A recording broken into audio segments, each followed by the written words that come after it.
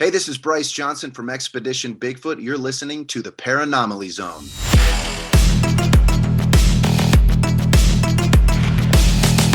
Look, I know the supernatural is something that isn't supposed to happen, but it does happen.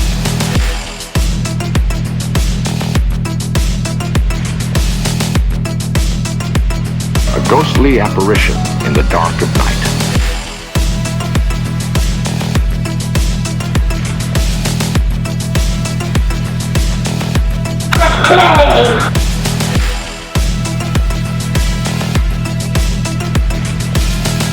Human sacrifice, dogs and cats living together, mass hysteria.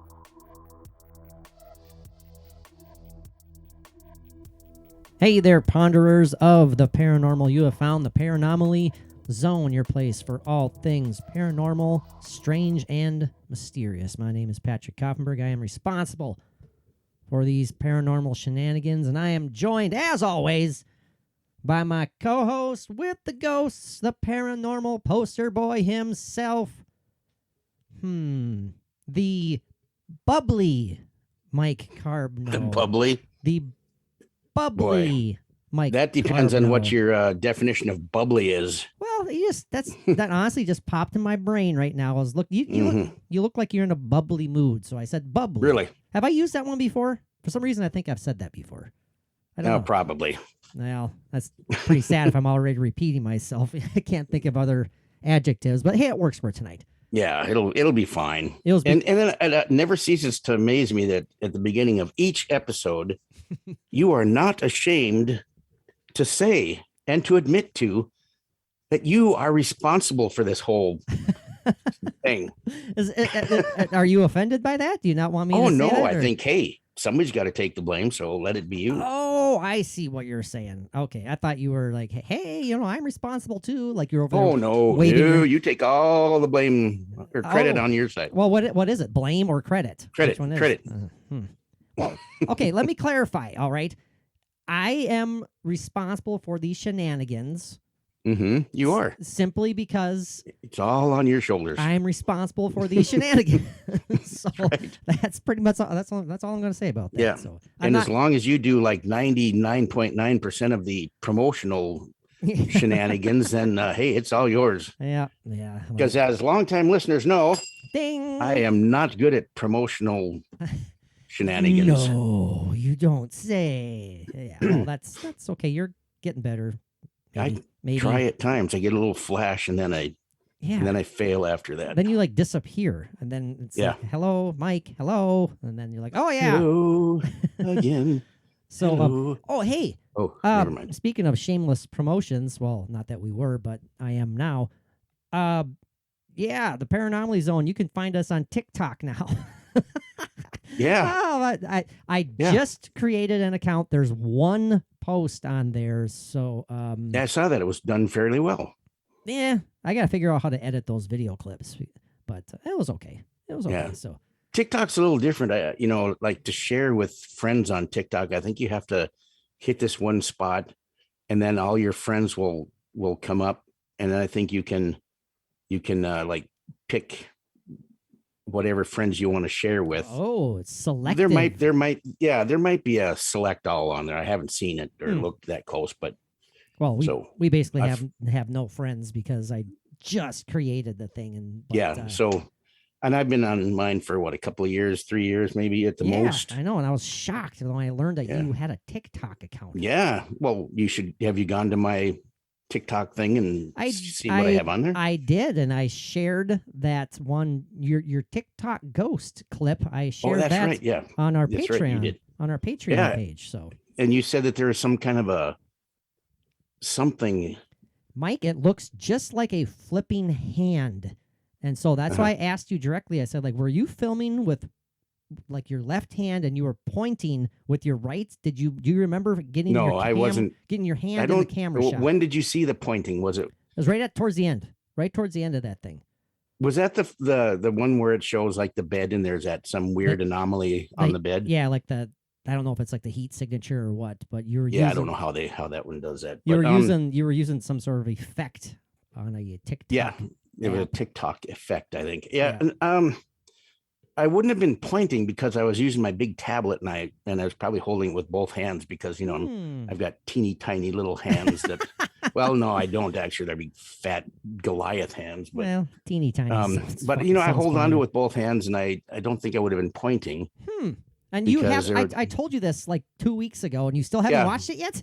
No, no. Mike, But well, hey, why don't you do it right now? yeah, I was just gonna say, why didn't I do it right now? Do it right now. This is a live reaction, boys and girls. Mike is searching through his TikTok account. He is finding his old posts. Again, if you want to watch this clip that Mike's looking at, go either to his TikTok page or go to our Patreon page. We prefer the Patreon page because there's a whole shit ton of other cool stuff on there. So as little as a buck, you can join up for exclusive or have access to exclusive episodes recorded solely for our Patreon page, including all sorts of ghost hunting videos, ghost hunting audio clips, our own EVPs, all sorts of cool stuff. We have all kinds of neat special series made just for the Patreon page. Yeah, you can sign up for as little as $1 a month. If you sign up for $5 a month, you get access to everything. And if you sign up for $5 a month and you stick around for 3 months, hey, guess what? You get a choice of a print of one of my drawings/paintings, whichever one of my artwork pieces you prefer. Guess what? You get one. So anyways, Mike, are you watching it? Yeah, where did you see what looked like a hand? Okay, it's towards the bottom of the screen. It's like right at when you're looking at that heat signature. Okay, bottom right, bottom left. Bottom right, your bottom right. So, ooh, my bottom is quite right, isn't it? Ooh, oh God, don't ever say that.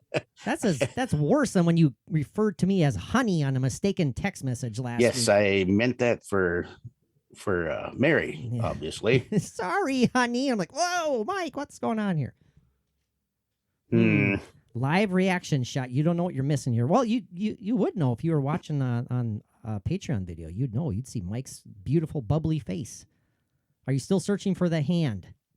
I am. Is it just before the anomaly or during? Oh, God damn it. All right, hold on, boys and girls. This is live stuff right now. I'm going to go watch it myself. I see like in a larger part of the bottom right-hand corner that looks like a hand, but it also looks like the anomaly. Well, let me see. I'm going to go watch on our Patreon page. That's where I'm going to check this out. Okay. So this is great for people listening right now. I got a lot of people that liked that in our show. Yeah. All right, I got to find it now. Yeah, we're nearing almost 200 exclusive posts on our Patreon page, so including our video of our latest interview with the guys from Expedition Bigfoot, Bryce Johnson and Ronnie LeBlanc. Man, they were so cool. So cool. All right, I'm pressing view. All right, I'm going to play this now and I'm going to watch it. I don't see a hand. Oh God, maybe I'm hallucinating then. Okay, I'm watching your video. Well, okay, I see like it looks like a hand with a finger pointing. Yes, there you see, you saw it. That's just like the anomaly. That would be like if there was a ghost signature that would be like a hand.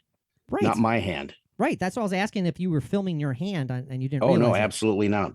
It looks like you can see like the fingers bent back, but the index finger pointing. Because there's when you first see the right there, right when it first disappears. Then you're like a hand pops up. It looks just like like you said, an index finger pointing. Boy, my house used to be so clean back then. It is now, but there's my dog that I don't have anymore. But it's pretty cool. I like that though. You can see my shadow on the door. Mm-hmm. And it looks like a big hand. It does, but it's pointing. It looks like it's pointing. Yeah, my $3,000 bed. Listen to you. I love that bed. Jeepers. I think normal people sleep on beds quite a bit less than that, don't they? Well, I needed something good for my back. That's very true. That's very true. You deserve it. And also the head goes up and the feet go up and yeah. So, anyways, guys, go check it out. Go see if you see that hand, and also there's that weird. And Adam commented on it after hearing about it on the episode. Oh, my granddaughter out in Texas. Yeah. You can watch it on our Patreon page, or you can go to Mike's TikTok. But again, there's a hell of a lot more stuff on the Patreon page. Yeah. Okay. So yeah, Cool. You're right. There was what looked like the anomaly Yeah, of a pointing finger right at my bed, kind of pointing towards absolutely. the anomaly that was on the bed.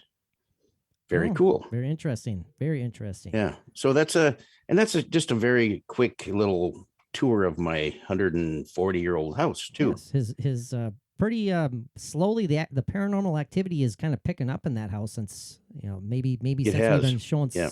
you and I have been showing so much interest in that maybe we're stirring something up. You know what's weird about this too is that God, I don't remember all of this on here when I first filmed this. Mm-hmm. All I remember is something that was like on the edge of the bed or like the bottom right corner of the bed. Sure. All that other stuff, I don't remember that, but it had to have been on there. No, yeah, it was on there, but you just didn't notice it, perhaps. Yeah, perhaps. But Sure. anyway, yeah, okay, cool. Well, we do have a topic, Mike. Yes, we do. Yeah. Okay, let's get away from this part. And, Yeah, well, that we got the shameless promotion out of the way, but that was kind of cool. Yeah, go watch that. Mike, skinwalkers and spirit animals. yeah, two great subjects that go well together. I think they do. Yeah. One is a little bit creepier than the other. Well, spirit animals is more of a spiritual thing. Yeah, skinwalkers not so much. Skinwalkers can, well, let's just say it, downright terrifying can be. So, Yeah. Well, when I first threw that idea towards you, Mike, earlier in the week, and you jumped on it, you're like, yeah, that sounds great. As far as Mhm. skinwalkers go, when you first think about it, what pops into your mind when you think of skinwalkers? Do you get a negative vibe, Mike? Do you get? Oh, very Okay, good. That's what I was hoping you were going to say. But negative, evil, Yeah. something that ought not to be talked of or spoken of. well, apparently you're not supposed to. Otherwise, you're going to bring them upon you just by saying That's true. the name out loud. Yeah, It's eerie. It's creepy. If legit, potentially dangerous. Yeah, basically, essentially, Mike, a skinwalker is a human shapeshifter. right. Like a medicine man kind of went Yeah. rogue and bad. That's a great way of putting it. That's Yeah. a excellent way of putting it. Kind of like treading that fine line, Right. going a little bit too far. Right. Because a medicine man, I apologize to any of our Native American or indigenous listeners that, Mm-hmm. because I don't want to butcher, because I have always had a great respect and interest in Native American spirituality. Yeah. And very much so. And it's like, from what I understood, is like medicine men are there for spiritual healing and good and very benign. Mm-hmm. Yes. But if absolutely. there's a medicine man that has used his powers for not good, let's say, right. it kind of there's a curse that's set out and he turns into a skinwalker. Mm-hmm. I don't know if that's basically it or whatever, but and if we're going to even talk about these things, we should have our facts correct. But when do we have everything 100% correct on any episode? Well, Mike, that's part of the description of the show is in-depth and off-the-cuff discussion. Exactly. That's what we do. We talk about Right. stuff that we're passionate about, that we have at least a general knowledge about. Sometimes our knowledge is quite more than general. Right. Uh, And sometimes quite less. That's quite- why we well, enjoy the feedback that we can get from people that do know more than us. I Oh. mean, then we learn help us out. Yeah, that much more. Yeah. So absolutely. But we do love, we are unlike other podcasts where we're done recording this. I do very little, if any, editing. right. You're going to hear basically it's like it's live. It's The essentially last time live. you edited something out was when I went too far with something. Yes, and I'm not going to bring that up either, Mike. So Well, no, but you are saving these things for a special episode of outtakes and bloopers, and I need to. I should do that. I only have one blooper so far on. the one you cut out on me. Yeah, that's a good thing that I did too. So I we should move along because that word is just don't just at the back Mike, of my lips, ready to come out. No. No. Okay. No. So it's all right. Just I won't. take a deep breath. No, Yes, but anyway, go ahead. Shapeshifters. Well, I was before we move on there, I wanted to finish what I was saying that Yes, go ahead. we are a little bit different because from the majority of podcasts, I would venture to guess, is that what you are hearing isn't live, but it is essentially a pure version of what we just recorded. Right. We record the episode. I put the intros together, and that's basically it. And I leave it as it is. They would basically hear the exact same thing if they were listening to it live. Yeah, absolutely. It's recorded live. It is. Whatever that means. But well, we're when I say off the cuff, I'd say 70% of it is quite literally off the cuff. We're just ripping. We're talking about what we know and our opinions. And so I think our listeners seem to enjoy it. I mean, it's been working for several years now, so hopefully we shall continue. That's right. All right. Well, let's just get into it. As I mentioned earlier, I mean, it's a Native American legend, I should say. But, they call it legend or folklore, but what truth is it based in? And as we have talked about several times before, Mike, all legends are based on some form of fact, some sort of truth. So is the legend... Maybe the entire thing is true, who are we to say? But a skinwalker, and I chose, as you'll see when the episode is released on the image, I wrote skinwalker with a hyphen. You can write it both ways. You can have skin hyphen walker or just one word altogether, skinwalker. Right. All of my notes, I have it as one word. One word? Okay. Well, that's fine. Both of them are fine. Okay? Okay. As long as the word master says it's fine, then it is fine. Master. Good Lord, Mike. Come on. Word master. But there's nothing wrong with being a word master. A skinwalker, a Native American legend, is a person with, like we said earlier, the supernatural ability to essentially shape shift into any sort of creature, any sort of animal that they choose to do so. Yeah, like if there's a moment where they needed to get somewhere from one place to another extremely quick, maybe they might turn into a cougar or a deer, an eagle, or an eagle. Exactly. Something that will benefit them, or wolf if it needs, or bear if it needs that strength and power. It's interesting to note that, and again, please correct us if we're wrong. I don't want to speak for anybody, like you said, any of our Native American Indigenous listeners. We appreciate you. But from what I've read, it states that many Native Americans actually dislike the fact that skinwalkers have been appearing so much in modern media, because it's something. It's a superstition, and it's not necessarily like we're just conjuring up the bad, but we're not exactly doing anything good by talking about them so much on media, in movies and film, social media, what have you. Basically, it's a bad idea. So it's like an omen. It's or it could be an omen, I should say. So is that kind of like Catholics don't like to bring up the Inquisition? Never bring up the Spanish Inquisition. Yeah, I don't know. I just, just a question. Okay. All right. But as you said, Mike, when just even the name Skinwalker just immediately brings up, or here's that word again, conjures up just kind of a negative, creepy vibe. But it's very clear. And I wasn't comparing skinwalkers to the Inquisition in any shape or form. Of course you weren't. Of course you weren't. My gosh, Mike. No, I think our listeners are wise enough to realize that you weren't comparing the two. So there's Mike's German Shepherd making her presence known. That's fine.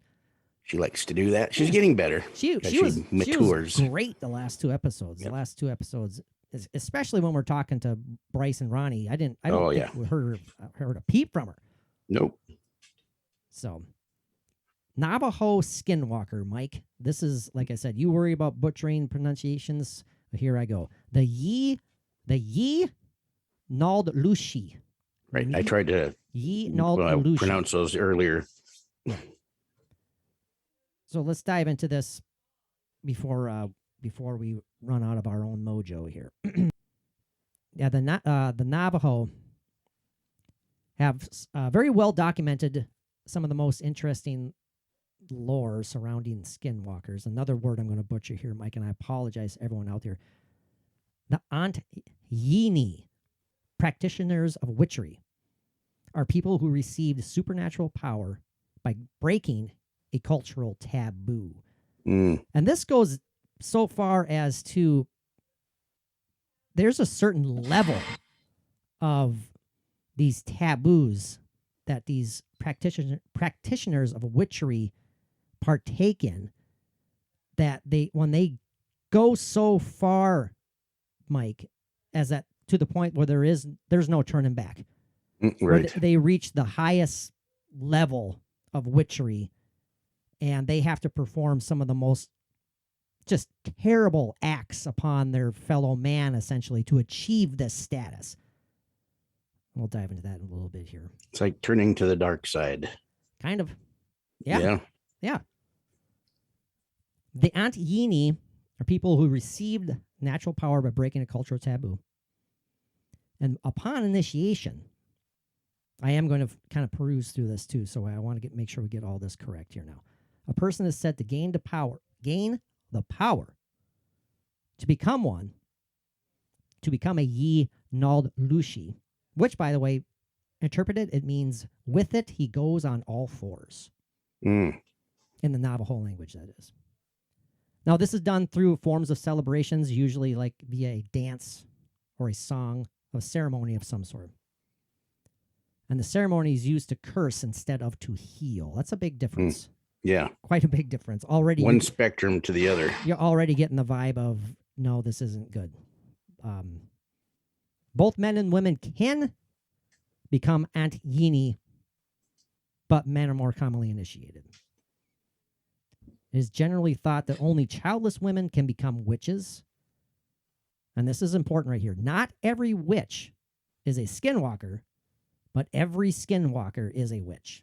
That's okay. Good. So you have to be a witch to turn into a skinwalker. Right. Yeah. So that's... Yeah, there are witches that have not taken that plunge. Now, I want to say this right now before I forget, Mike. The idea of skinwalkers being responsible for how many paranormal / cryptid sightings people have experienced. Oh, right. For Could be the chupacabra even. Yeah, for thousands of years. I mean, is that something that you think is as far as it being a legit possibility, Mike?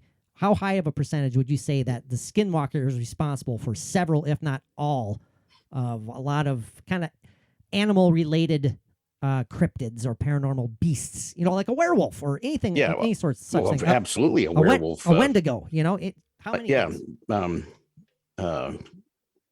I wouldn't say all of them, because there are a lot of these cryptids that are individuals on their own. Yeah. But, there are so many, like say Bigfoot is a real creature. A skinwalker could turn itself into a Bigfoot. There you go. If it takes on the form of whatever creature it wants to or needs to, it could be, you could be thinking you're seeing a Bigfoot and you're seeing actually a skinwalker, but then you would get a different great way of looking at it. That's really cool. But then again, you'd get a different reaction from that creature at the time too. I mean, where Bigfoot are going to be, more shy and not interacting. But then again, like you hear of stories, like if anybody watches the show, These Woods Are Haunted, a lot of those are Bigfoot stories. But all of them are these are not your regular Bigfoot. They are like chasing you through the woods, and that you get to your cabin, and they're outside your cabin trying to get in, and well, which they could if they wanted to, but malevolent beings, very, very malevolent compared to what you usually hear of, from a Bigfoot.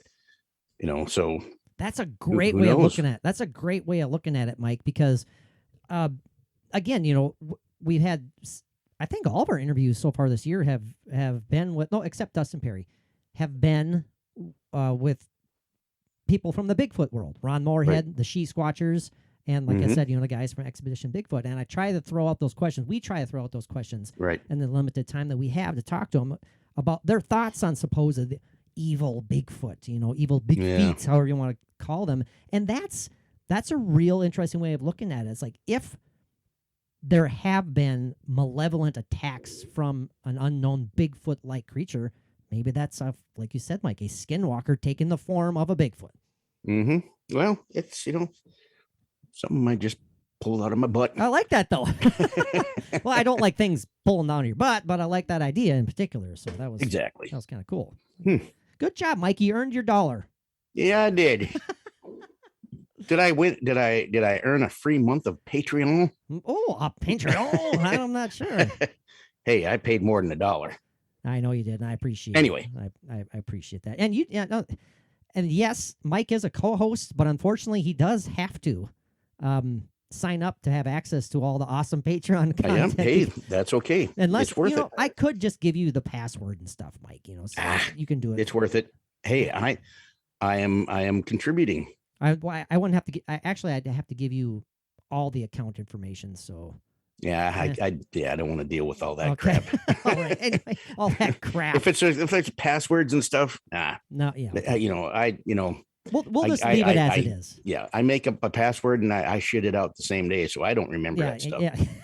In one ear, out his ass. That's how. That's right. Anyway, well, in some stories, I am going to be reading now directly from an article here. Yeah, not verbatim, but some stories claim that people who have attained the highest rank of skinwalker, this is what I was mentioning earlier, are called Klizyati or Klizyati. Clizyaty, which interpreted means pure evil. Wow. Can't get any more literal than that. Yeah. Pure evil. Now, this highest rank, Mike, can be achieved by killing a close blood relative, by performing incest or necrophilia, Eek. or other culturally taboo evil acts. Wow. that you can't get any lower than that.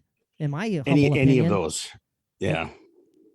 Now, upon completing one or more of these atrocious acts, I put in the word atrocious there, by doing this is said to destroy the skinwalker's humanity, and thus allows them to become fully initiated in the way of witchery. So there's nothing of a human soul or spirit that remains in them whatsoever. Right. They are full-on bad witch at that point. Wow. I didn't realize that they were, you work your way into up to pure evil. Yeah. Now, this is according to some stories. I mean, I'm not saying it's necessarily 100% fact. This is according to some stories. So let's make that perfectly clear. Okay, got it. Now, as skinwalkers, we might have mentioned earlier, are most frequently seen as a coyote, wolf, crow, owl, or an eagle. It says the Yi Nalushi is said to have the power to assume the form of any animal they choose, a decision which is based on what specific abilities are needed. That's what you said earlier, Mike. Sure. Exactly. Yep. So I won't repeat myself. Skinwalkers are commonly believed to be the color white while in natural form. This is Blame it on the white guy.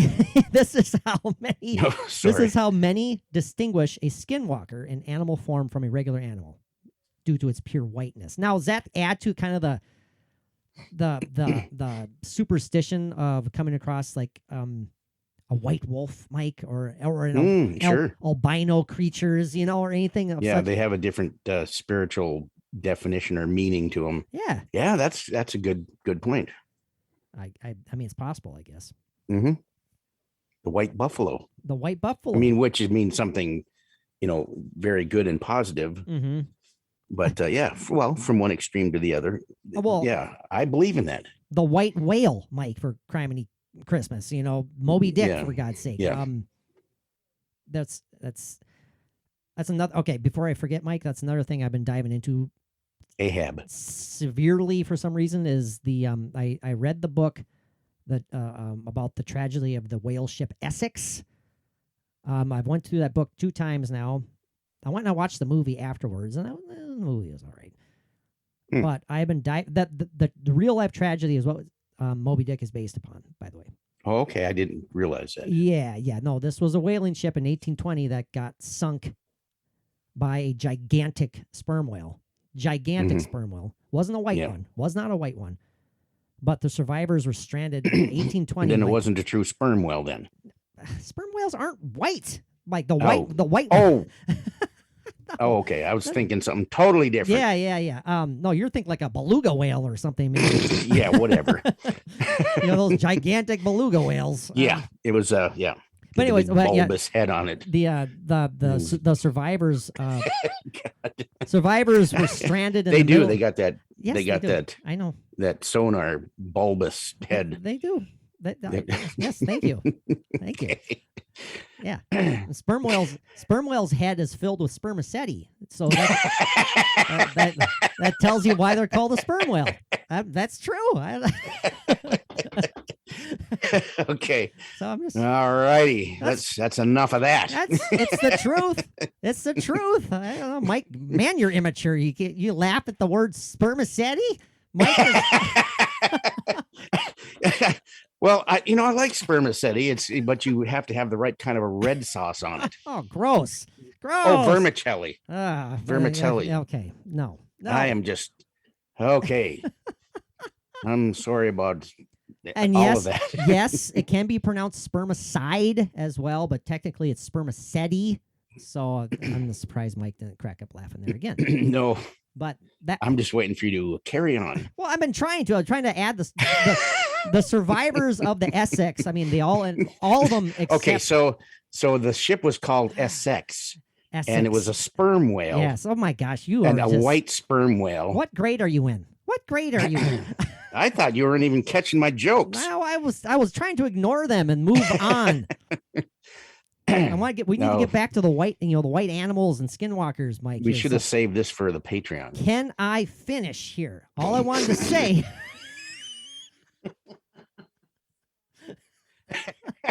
Get your mind out of the gutter.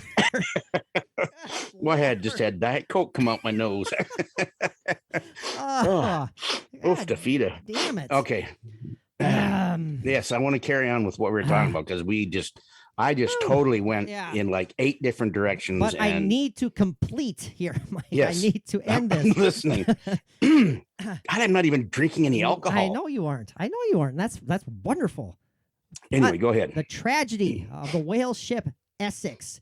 Everyone everyone died. The crew except 5 people, 3 people in one floating whaling boat, and 2 people in the other one are the only ones who survived. 90 days later, Mike, after floating out in the middle of the ocean, thousands and thousands of miles from land, they had to resort to cannibalism. Of course, it was terrible. It was tragic. So that's all I wanted to say. We could have moved on 10 minutes ago. Yeah, they finished off the spermicide and they had nothing left to eat. Well, they weren't dragging along a giant sperm whale head when they're out there in the ocean. Oh, okay. Well, actually, it was a spermicide that probably killed them. It was very toxic. All right. God, stop me. You've been trying. I've been trying. I lost my flipping train of thought here. Okay, you know what, Mike? This is a perfect time to take a time traveling excursion to regroup, to grow up, and return. Fully formed. I'm not going to say anything. I was going to say we're going to return fully formed and hard and ready to go. Hey, I'm done. I quit with Okay. the All right. with the bad jokes, and you're just Okay. going to carry it All on. right, we're ready to. We're going to explode with. There you go again. With knowledge, and yeah, we shall clear our throats of any saltiness. Jesus. Okay, I'm done. All right, all right, hold on. We're done. Okay, Mike. We shall be right back. I drug you down that hole, didn't I? Okay, we have returned after yet another successful time traveling excursion, and Mike has grown up. Yes, we have And- collected our thoughts, and Yes, absolutely. Patrick has disciplined me correctly in the way of being more thoughtful of where I go with certain things. So I might be a little quieter for the rest of the episode, but I'll be all right a little bit later after I go to bed and be able to sleep it off. But I'll be all right. All right, carry on, Patrick. Yep, he learns quickly.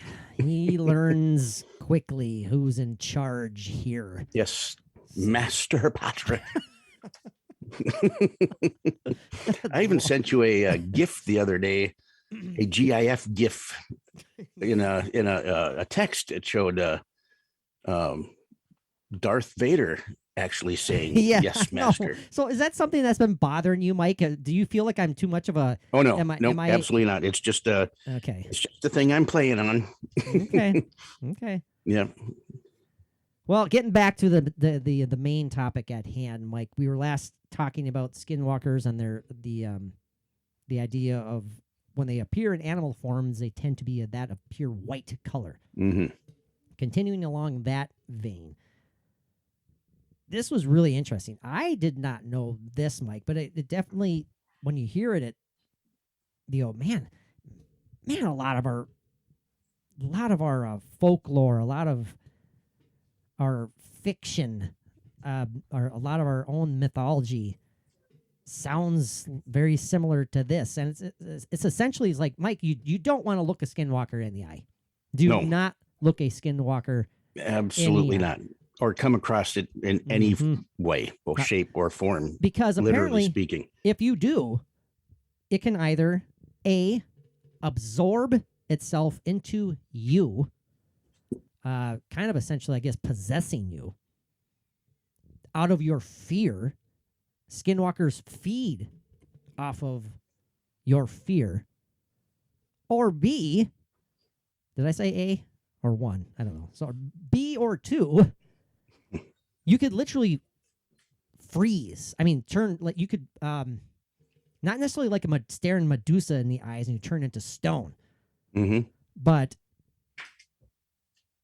it's it's sapping your energy Right. and your power so much so that you become useless.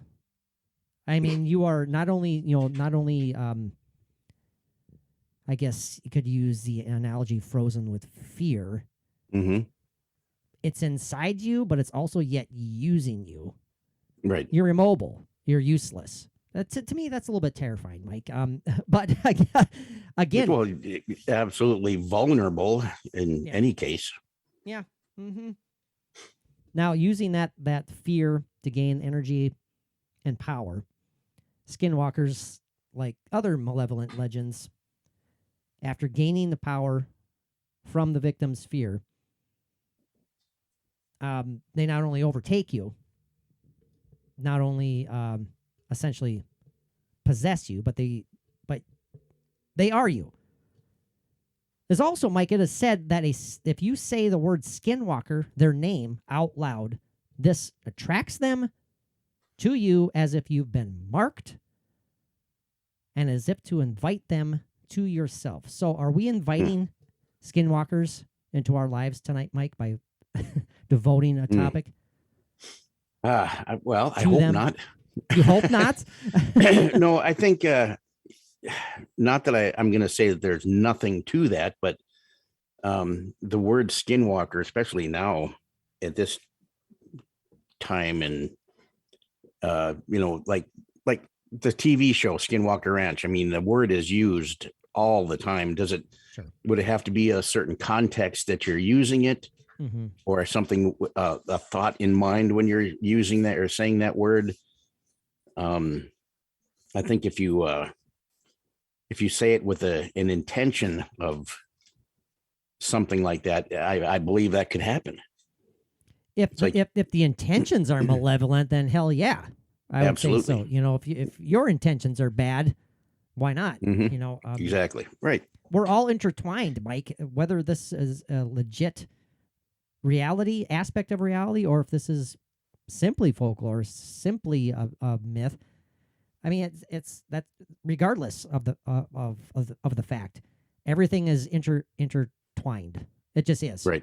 We're all connected. And when I say regardless of the fact, I meant to say regardless of the fact that we are intertwined. That's how I wanted to say that. Mhm. It makes me think, Mike, and it makes me want to throw this question to you as well. Where do you draw the line when it comes to, okay, let's just assume, and we'll give our final thoughts on this before we jump into spirit animals, the topic of spirit animals. Let's just assume that skinwalkers are reality. Okay? Okay. Now, just some of the stuff that we've been talking about and sharing to our listeners tonight, where do you draw the line about, well, I believe in skinwalkers, but that part about skinwalkers I don't believe. This part about skinwalkers I do, but that part I don't.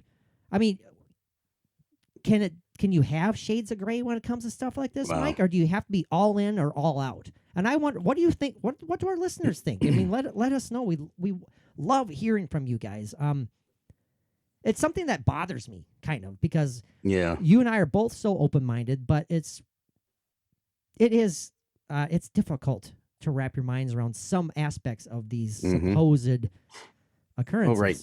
Some sound so much more like legend and something that parents make up to keep their children behaving. So you can't say. I think there can be shades of gray in this, but at the same time you cannot discount anything. And Mary is at the front door. Oh, okay. Well, we have to. This will be seamless. We're going to time travel yet again. Mike has to go say hi to his lovely Mary friend. Hold on, boys and girls.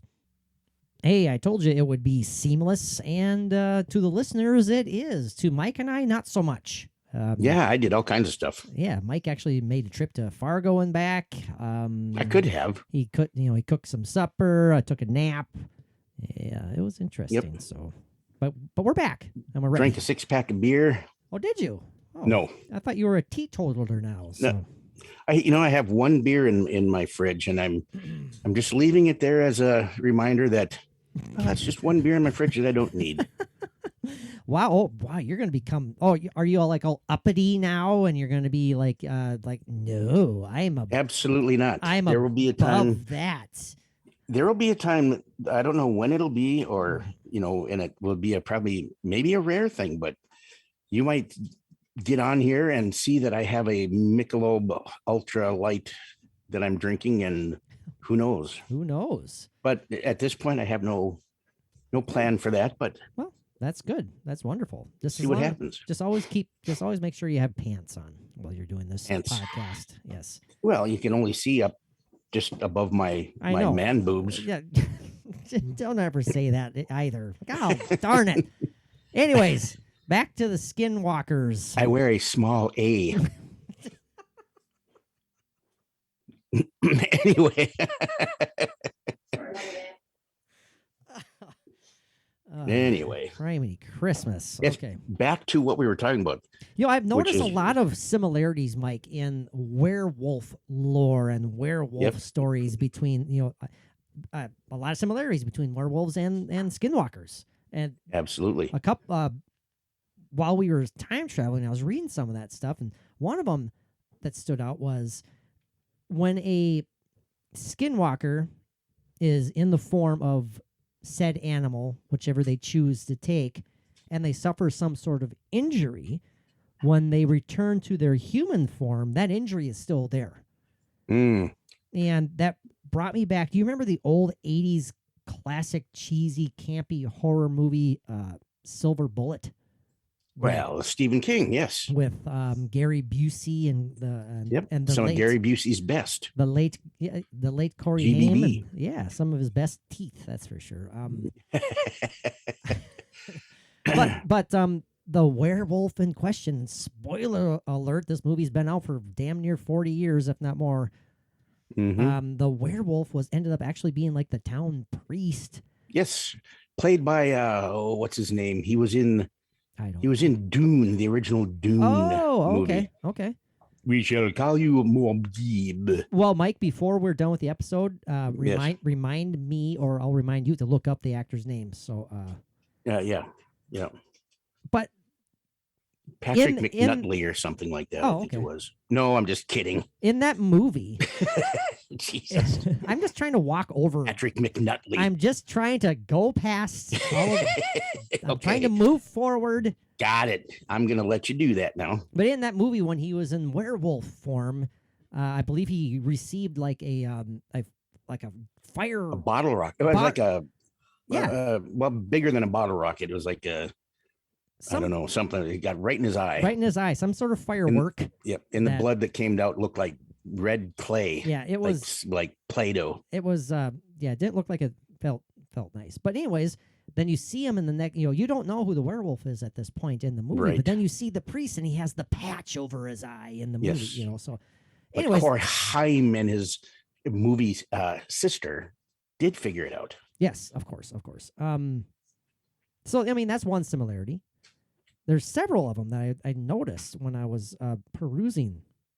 Everett McGill. Oh, wow. Okay. Definitely not Patrick McNutty, whatever the hell you said.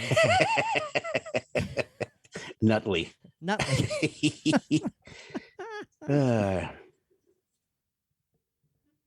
Similar to, well, maybe not similar to, but another thing noted about the skinwalkers, it was believed to kill a skinwalker in animal form, you had to shoot it in the neck with bullets dipped in white ash. Yes, So that's exactly. so I was correct when I was thinking about the similarity to the silver bullet, Mike. Yes. Oh, yeah, sure. there's- Said bullet, knife, or Mhm. anything such as that. But as long as it is, they're extremely hard to kill in the form of, they're very not indestructible, but very close to it. Hmm. In fact, referring back to Skinwalker Ranch again, which is supposed to be just loaded with the Skinwalker thing and any other kind of paranomaly. Oh God, yeah. There was like the first sighting that the people that owned the ranch, that when this thing first started coming out, is they had seen a wolf that was out by the fence by their cattle, I believe, but it was like 3 times bigger than a wolf. Mm, And sure. this rancher, he was shooting it and shot it point blank range many times, and it did not die. Yeah. It just took off. I'm sure a lot of our listeners have seen, which is what has become fairly well known footage. I first saw it on, I don't remember where I first saw it, but I saw it several times on Paranormal Caught on Camera, of that footage of that dog, that average, decent sized, normal dog that was kind of sniffing out, awaking, and being chased by that massive black Yeah. wolf, It was whatever the huge. hell it was. Yeah. It was huge. Yeah, huge. okay. Yeah. I mean, it's like it was crouching down in the bush there. Mhm. And the dog, as brave as it was, God bless him, went Yes. running after Yes. this thing, or not realizing what it was until it actually saw it. Yeah. Uh-huh. And then freaked out when the thing stood up, and it was a It was monster. a monster. Absolutely enormous. And that's one thing that I read earlier today as well, Mike, is that I may have said it earlier in this podcast. We've time traveled twice, so I've lost track of what I've talked about. But some of the aspects of the Skinwalker legend that Native Americans aren't happy about, like I said earlier, I do remember this, about the preponderance of their appearances in social media. as well as apparently the belief that the Skinwalker sightings have increased dramatically Right. in, I guess, modern, I don't know, 2020 on up, essentially. I Sure. don't know what's going on there. There's a Well, huge... the world is changing It in has. that way. Absolutely. For many things. Absolutely. I mean, there's a reason that ghost sightings have exploded, Mike, since... UFOs, the sightings of UFOs has exploded. I mean, take that how you will. I'm not going to say anything else other than that. But definite similarities there between Absolutely. werewolf lore and Skinwalker.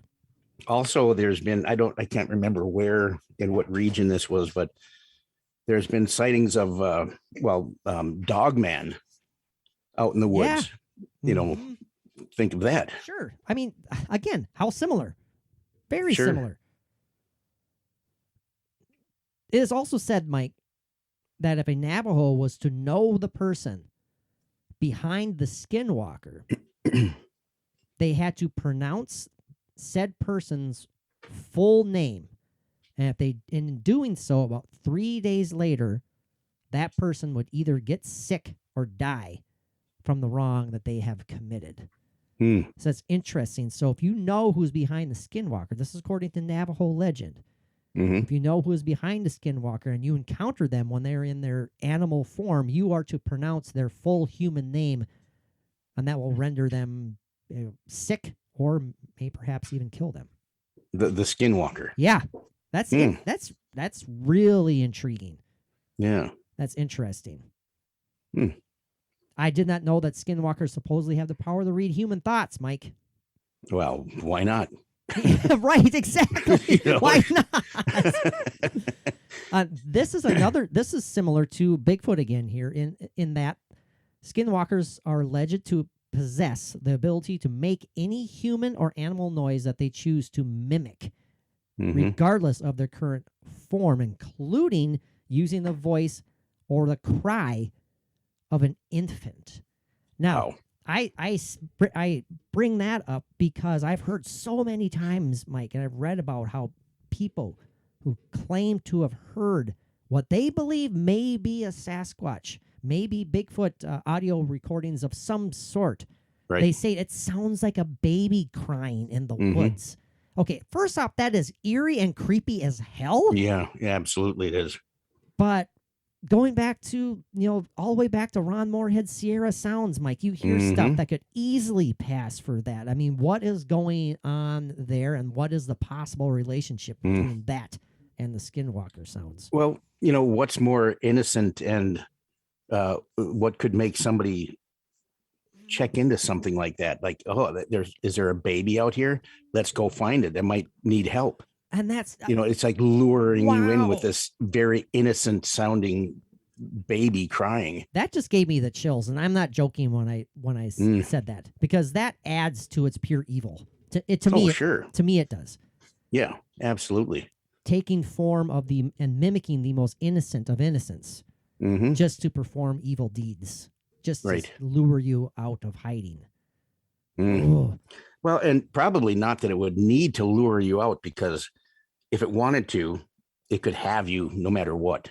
Yeah, It chase you Sure. down and you're done. sure. But just to add that, maybe it's like almost like a game it likes to play.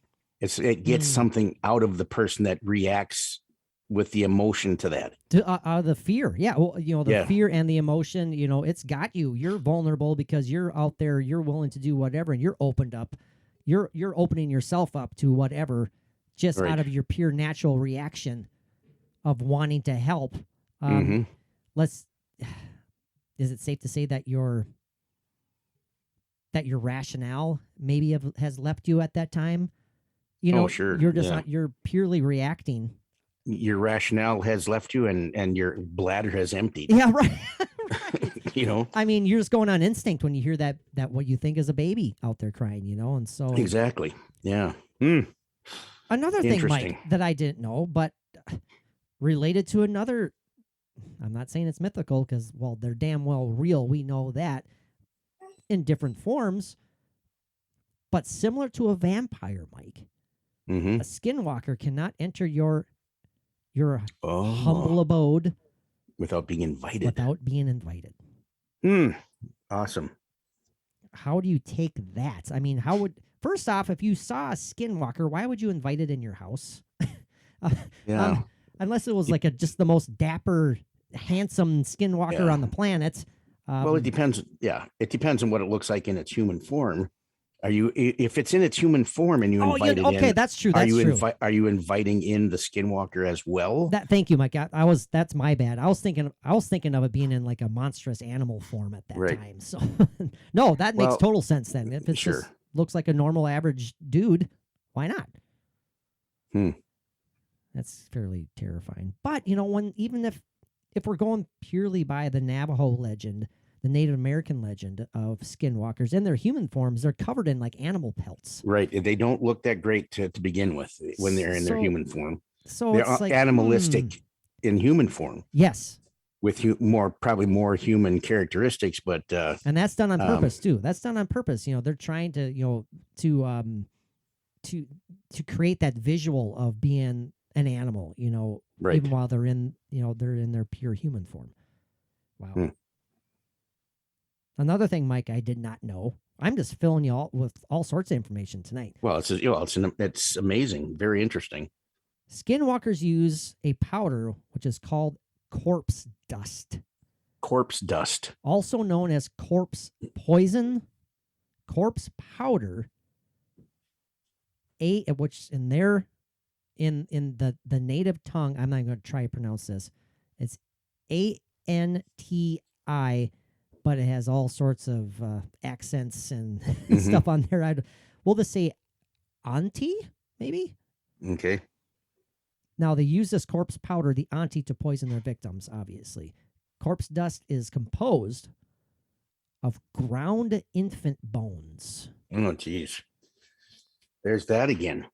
Often twin infants. Specifically, bones from the fingertips and from the back of the skull. Jeez. Wow. They must do something to it as well, because that in itself, those things would not be deadly poisonous. Right. They have so there's got to be something that's tainted. Yeah, 100%. Yeah. The Yi Naldlushi blow this corpse dust into the faces of their victims, or get this, down the chimney of one of their victims' home. Wow.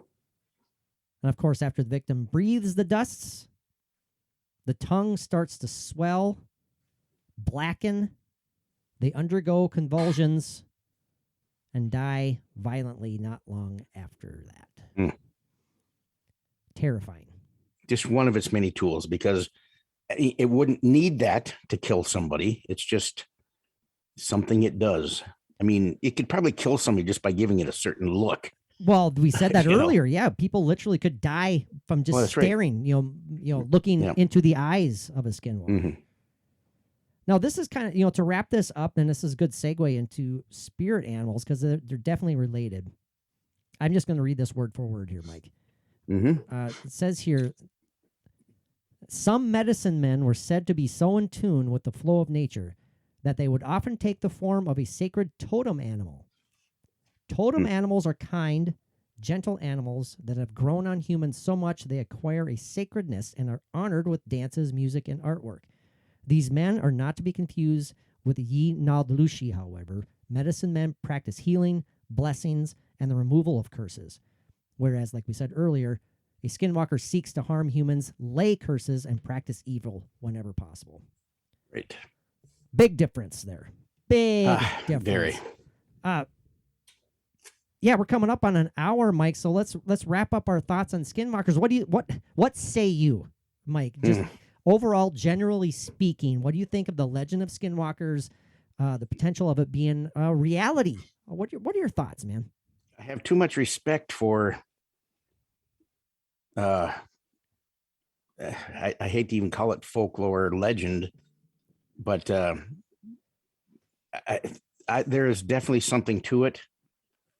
Whether it's 100% everything, I don't think it's 100% everything that we have discussed or what's said about skinwalkers is probably true, but things are added on for more dramatic purposes, or Embellishments, misinterpretation or something like that. But as far as there being skinwalkers, I'm going to say yes. Okay. Yeah. Absolutely. And when you're saying that too, you're talking about a human that is in an animal form at that time. You're Absolutely. Okay. That's fascinating. There are things in this world and universe that we cannot even begin to imagine. So why not this be one of them? You know what, Mike? I'm with you on this one. I really am. I think it's an absolute real possibility. We're in agreement that we're spiritual beings that are essentially trapped in this human form. Exactly. So why not? It's unfortunate, it's terrible, and it's tragic that they're using this ability, this supernatural ability to perform evil. But the concept is, oh gosh, I want to make sure to get the wording correct here. What we've talked about so far is definitely negative and not good. But the idea of being able to transcend this physical form into something else is, what is the word I'm looking for, Mike? Is inspiring too bad of a word?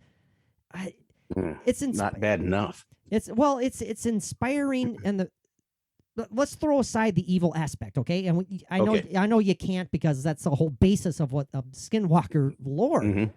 But just the idea of being able to transcend and also connect physical with spiritual, and just the idea of shapeshifting itself, to me, that's inspiring, because it's like, what else is out there? What are we truly capable of doing? Sure. Yeah. I see what you're saying. Preferably for the good, people. Okay. Preferably for the good. So but you with get the good, there is the evil. But you get what I'm trying to say there, right? Absolutely. Yeah. I apologize for bumbling and stumbling there, but yeah, I'm with you. Why not, man? I think it's an absolute possibility, and I believe it. I agree. Segueing, Mike. We mentioned totem animals. Spirit animals, buddy. It's time for one last take. I need to get an intro for one last take. Yeah. I did that last time. I blasted people's... I blasted their eardrums out of their heads. You resurfaced an old one and kind of... You don't want me to do that again? Repurposed it. You don't want me to do it again? You can do whatever you want. It might be this. Okay, well, pull your earbuds out of your ears. It's time for one last take! Yeah, that's not too bad. I think it was this one, actually. Hold on, boys and girls. It's time for one last take. That's the one right there. Sorry about that. It's a little hard, though. A little hard for one last take. I know. Well, because I haven't made one yet, okay? Can you give me a break? Sure, yeah. Can you give me a break? Yeah, you're going to make one just like I promo the show. No, I will. No, I will make one, okay? Okay. See, I'm not going to say it. I was going to say, because all you had to do, Mike, is tell me, hey, you know what? You should go make a promo for that or an intro to that. And I'll say, yeah, good idea. And I do it. Yeah. Unlike me, that says, yeah, I'm working on it. Anyway, spirit animals, totally different from, to the other spectrum. Yes. Spirit animals is the more uplifting, spiritual strength and honor and all of that good stuff. Well, Mike, you told me before we started recording that you did a little quiz. Yeah, I did. You can find out what you performed kind of spirit animal you are, or what your spirit animal is. Yeah. Yes. Should we reveal your results and you quiz me first before we dive into what they're all about? That wouldn't make sense. Let's explain briefly what a spirit animal is. Not that our listeners aren't smart and they know what they are already.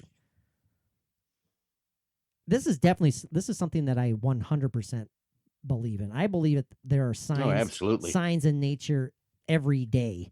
There's too many things that point to it. Yeah. It's how could we simply describe this. And it's definitely not how Mike texted me the other day when I sent them the idea for spirit animals. He goes, "Yeah, I think spit animals is a great idea." Yeah. That didn't text well on that.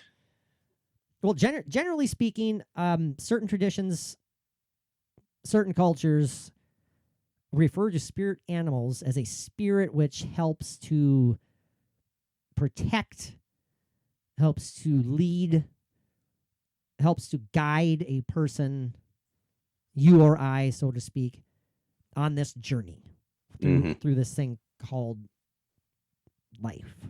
That's essentially what it is.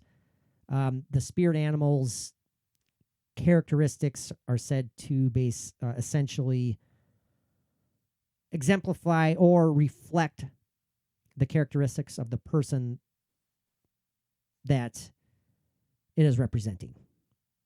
It's like a spiritual metaphor almost. It can be a spiritual metaphor. Right. For instance, like you could be, let's say you're driving down the road, Mike. Okay. Let's say a cute little white bunny rabbit runs out in front of you.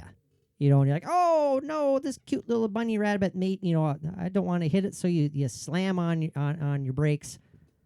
Yada yada yada. Any number of things could have happened. You could have just obliterated that cute little bunny rabbit on the road, or you could have stopped. Some people take that sign, some people take the appearance of that bunny rabbit as a protective sign.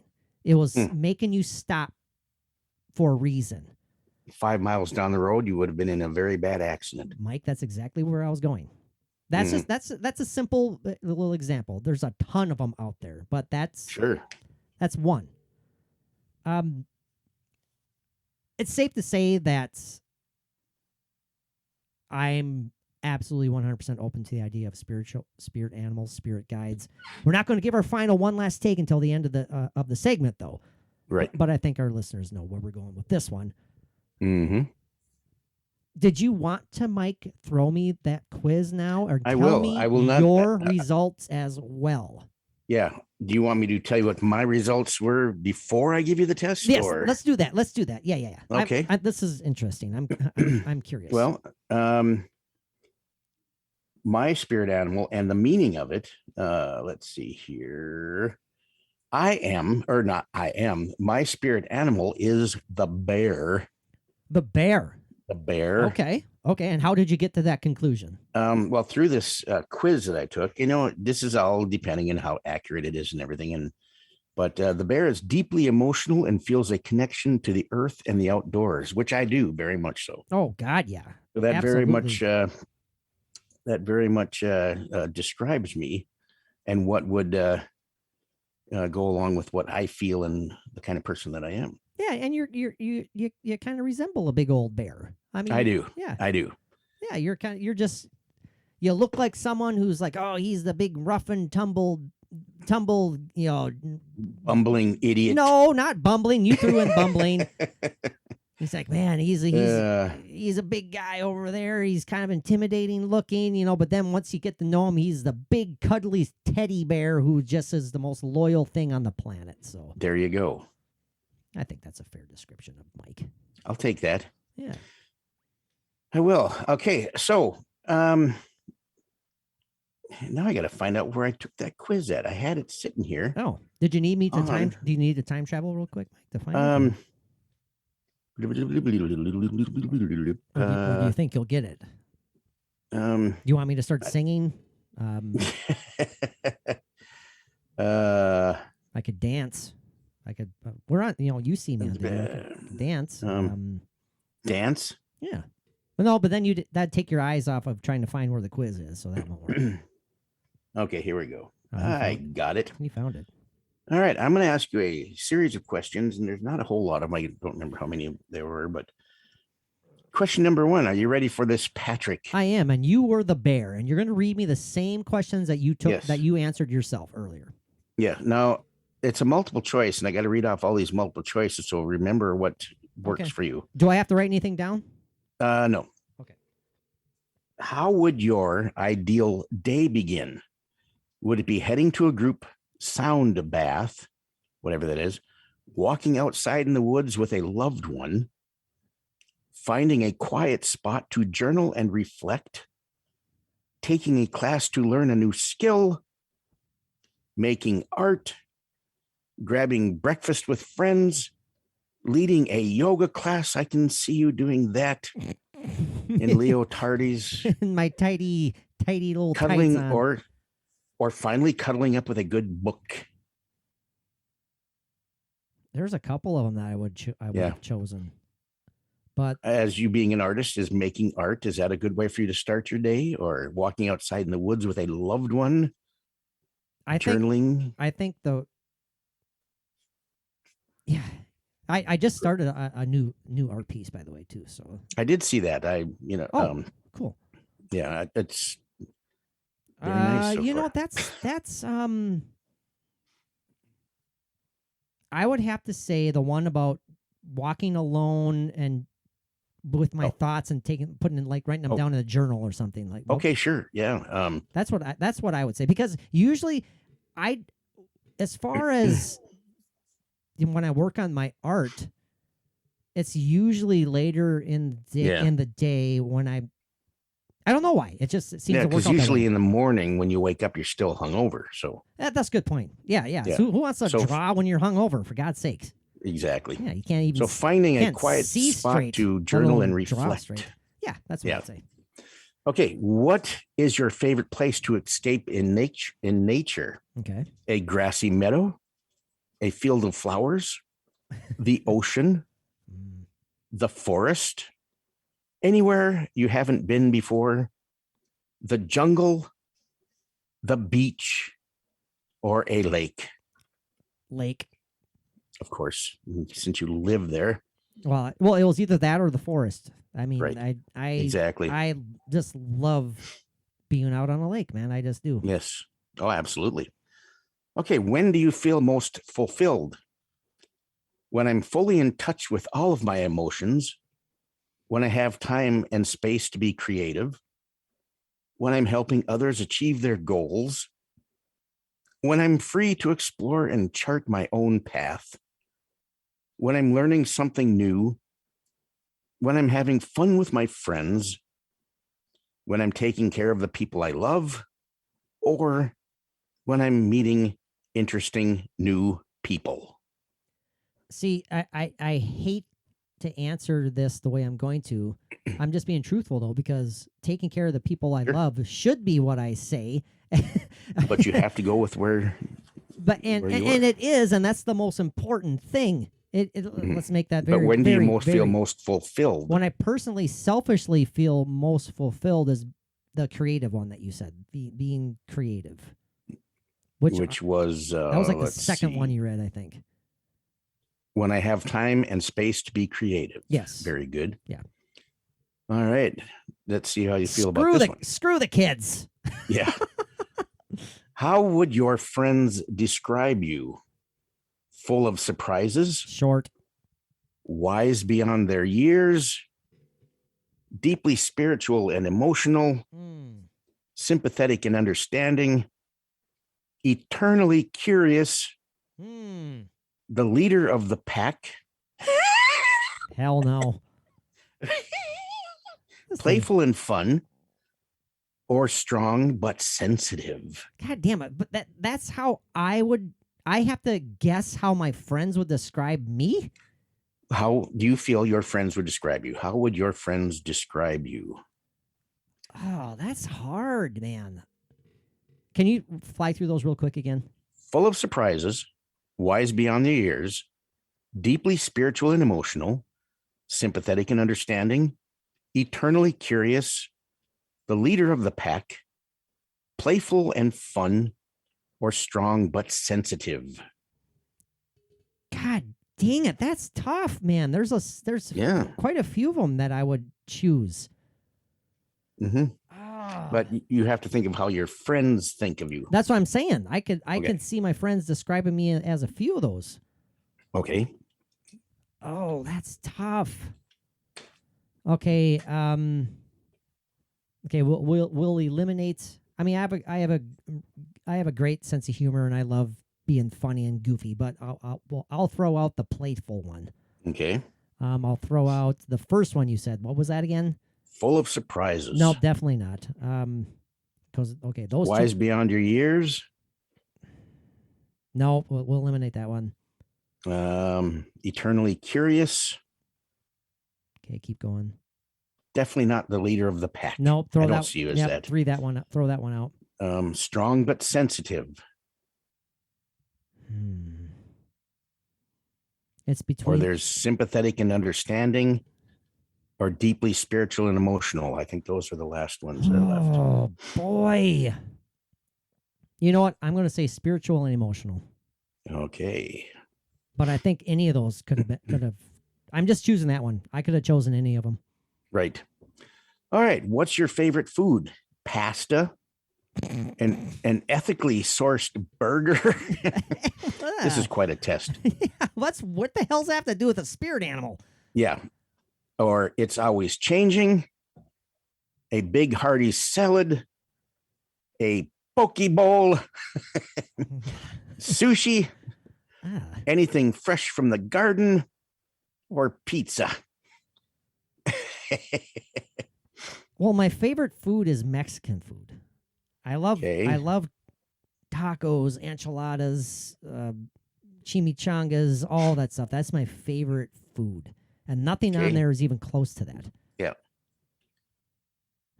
I know you. You enjoy your za. Let's just go with pizza then. That's boring answer, but that's the only one that I really like out of that. All right. What was it? The ethnically what burger? Ethnically sourced burger. What does that mean? Ethically, I have no idea. No, not ethically. You said ethnically. Oh, ethically, I meant. Oh, well, that's totally different. Yes, it is. Ethically is like what, your veggie burgers type thing? Well, it's like, I don't know, killed humanely. I don't know. That's what I'm thinking. Okay. Kosher. I don't know. We'll stick with pizza. Yeah. Okay. I love this question. It just brings back funny things to me. What's your favorite color? Yes, right. Monty Python. Yeah. Okay, there's red, orange, black, turquoise, emerald, dark green, purple, or yellow. Purple. Purple? Yep. That's my favorite color. Purple rain. It just is. Purple rain. I love me some purple, baby. And no, I don't know if it has any. I honestly don't know if it has something to do with me being a lifelong Vikings fan and it's just been embedded in my brain. Yeah. Or if I truly have loved the color purple since I was a little kid. I honestly do not remember. I was thinking maybe because that's possibly the color of your testicles. Right now it is because my legs are crossed. Okay, this is an easy one. What is your zodiac sign? I am a Cancer. In more ways than one. There you go. Yes. You're a blight on a certain part of the body. Yeah. All right. What type of book? I thought you said this was like 6 questions. I guess there's 9. Okay. So, and we're on number 8 now. Okay. Okay. What type of book would you be most likely to pick up off the shelf? Mm-hmm. A political commentary? Mm-hmm. A primer on flower arranging? Nope. A collection of poetry? Nope. An influential book about business? Nope. A spiritual classic? A guide to forest bathing? I like that one. A memoir? Or a novel that everyone's been talking about? Okay, so it's either what was the first one again? A political commentary. Oh, I thought there was one before the political. Okay, what was the second one? Well, there a primer on flower arranging. No. Then the next one is a collection of poetry. No. An influential book about business. No, definitely not. A spiritual classic. Okay. And my favorite, a guide to forest bathing. I can just picture Mike sitting in. It's like I'd be laying in a spring somewhere. Well, I was thinking I can with just picture trout you jumping over my midsection. If they can make it. You're just spitting water out of your mouth the whole time. Yeah, spitting water, making a fountain out of my mouth and other things. For some reason, I was envisioning you just rolling around in a giant mud puddle. I don't know. I don't know. Mud baths are good for you. So Yeah, sure. Or another one is a memoir. Okay. Or a novel that everyone's been talking about. Man, I'll go with the spiritual. That's what I was just gonna say. I bet that's Yep. That's definitely what I'll go with. All right. Final question. Number 9. Okay. Number nine. Number nine. Number 9. All right. Where in the world do you most want to visit? Number 1, the Redwoods, the Peruvian Amazon, Ooh. Bali, South Africa, Tokyo, the Swiss Alps, Oh, beautiful. the Great Barrier Reef, or the Galapagos Islands. Oh my God. I want to visit all those places. Sure. You want to go to Bali to dance with a Balinese? Mike, you know what? I'm going to say the Swiss Alps. Really? I just, for some reason, that's how I reacted to that one more Yes. so than the other ones did. I wanted to visit.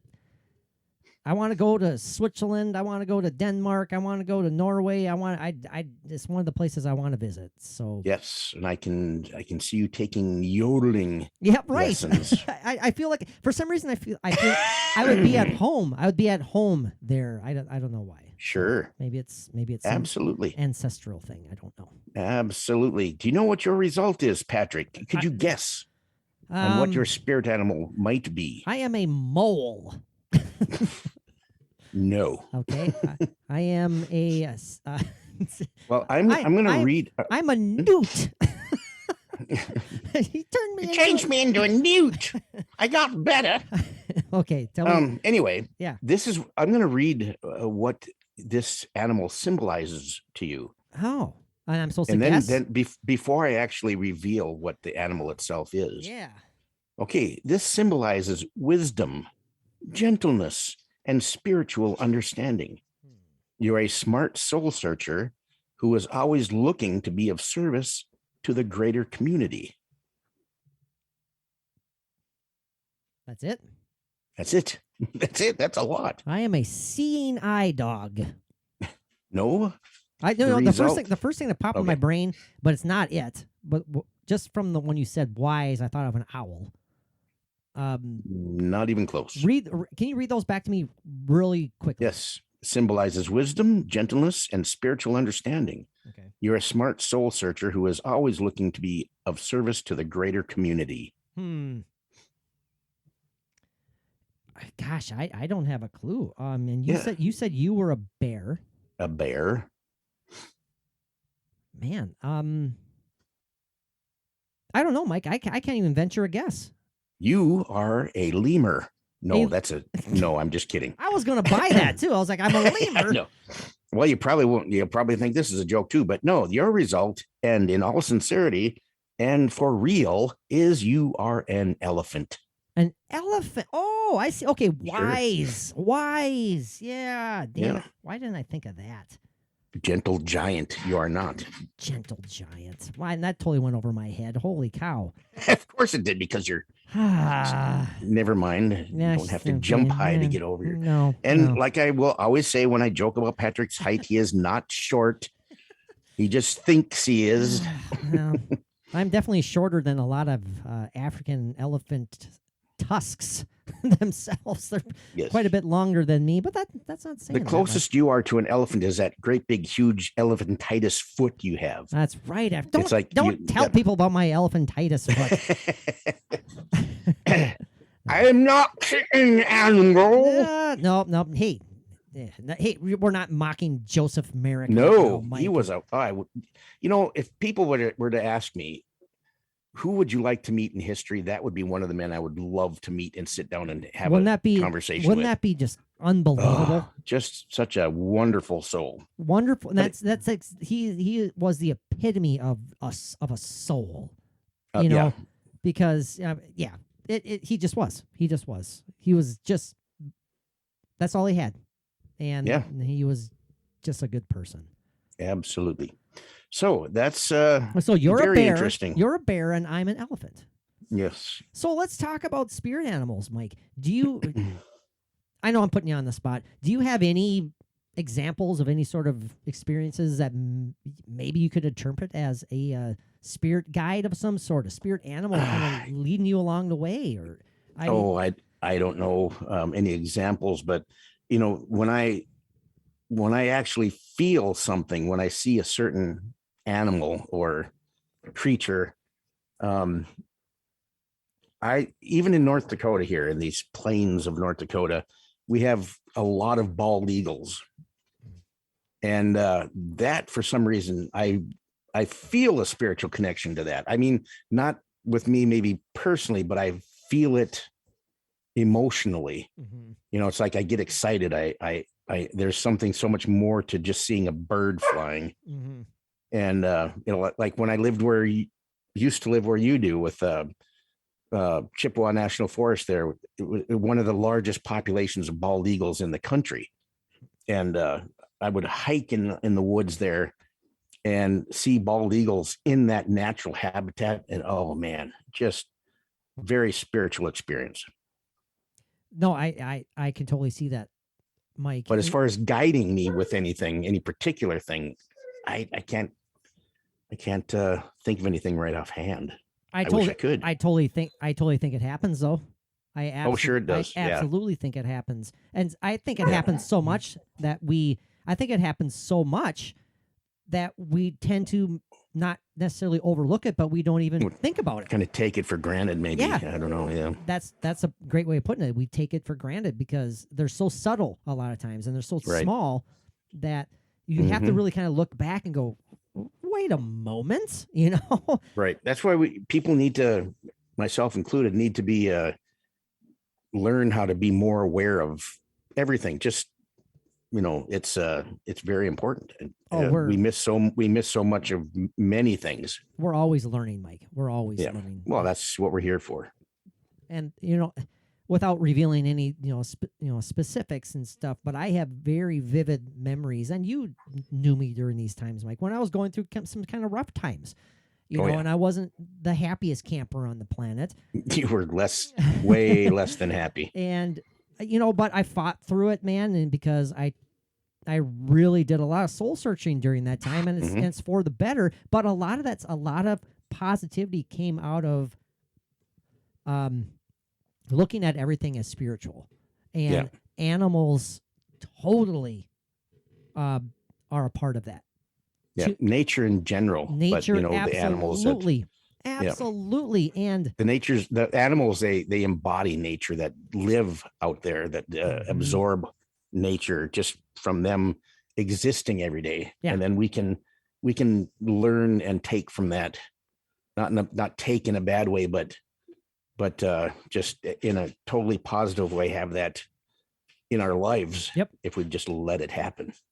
And that's, you know, then, and again, that was, again, without revealing the specifics, but I have a memory of just not feeling good about life and seeing something in particular.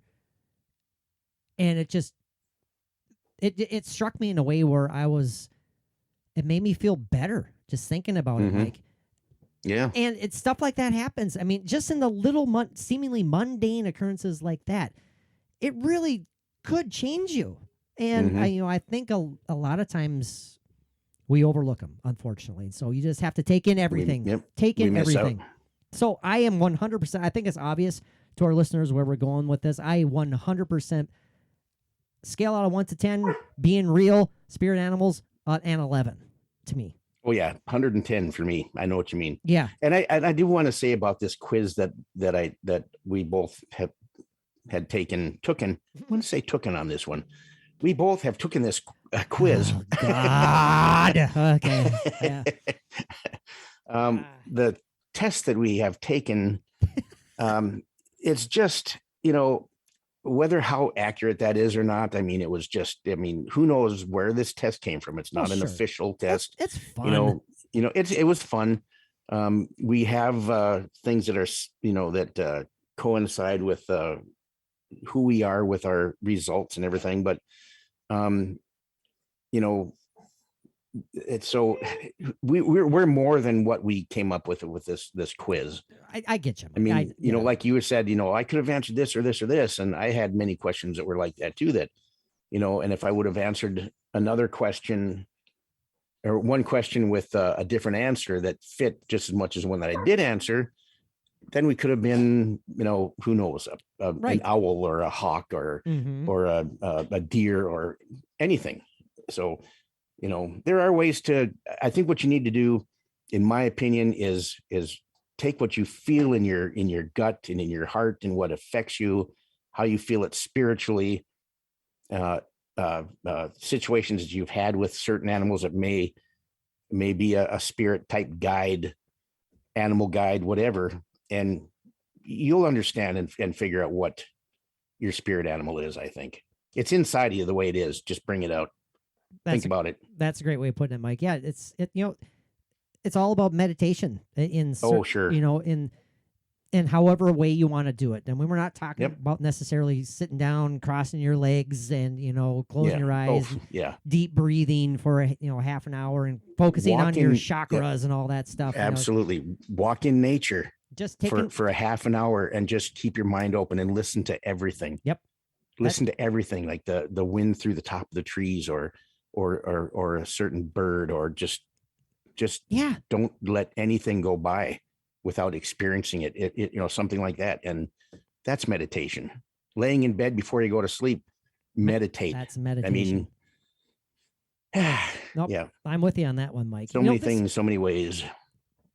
Well, we're at an hour and a half, Mike. It's time to wrap it up. Man, this flew by way too fast. So we did time travel twice, so it went even longer. But hey, yeah, man, this was great. I feel uplifted. I do. Yeah, I feel uplifted. Well, absolutely. So, Mike, I gotta go. I got lamb chops to make. That's fine, buddy. Before lamb chops. Good Lord. Yes, Sherry Lewis is coming over for supper tonight. And she's bringing lamb chops, not to show us a good fun time, but to have lamb chops. Anyway, go ahead. Well, I was just going to ask you to do some cheap plugs because we forget to do this quite often, but we are all over social media, both the Paranomaly Zone accounts and our personal accounts. But you can go find us on Facebook. You can find Mike, Mike Carbno, at Mike Carbno. Go ahead and find him. You can find me there. I'm on my art page as at Koffenberg Arts. Obviously, you find the Paranomaly Zone at Paranomaly Zone. We're all talking about Facebook here. Find Mike on Twitter, Carbno/Mike, wherever the hell it is. I know it starts with Carbno. I've forgotten it now, Mike. Mike never remembers it. Again, you can find us on Twitter. You can find me, again, at Koffenberg Arts. Find us on Instagram, same names. And TikTok. Good Lord, let's do this TikTok. Absolutely. Thing, Mike. Why not? I haven't done really anything on TikTok for quite a while, so this could be a fun thing to do. It's apparently the place to be. So you never know. But help spread the word, everybody. One thing you will not find us on though is the Tinder. Never ever. We are both quite happy in our relationships. We are just fine. I would, even if I was lonely and half dead, and good Lord, I would not even be on the Tinder. Half dead. Good Lord. Or whatever. So thank you so much, everybody, for tuning in. Like us, subscribe to us. If you're listening for the first time, we hope you enjoyed the episode. Again, so much cool content building, adding weekly. So much more to come to the Patreon page, and so much more to come. Again, try it out for as little as $1 a month. I mean, and there's no obligations. You give us $1 for awesome content. If you don't like it, then you say bye-bye, and we'll talk to you later. But Mike, I can't thank you enough, my friend. This has been a blast. Until next time, buddy, what do our awesome listeners have to do? Peace out. Wow, that was quick.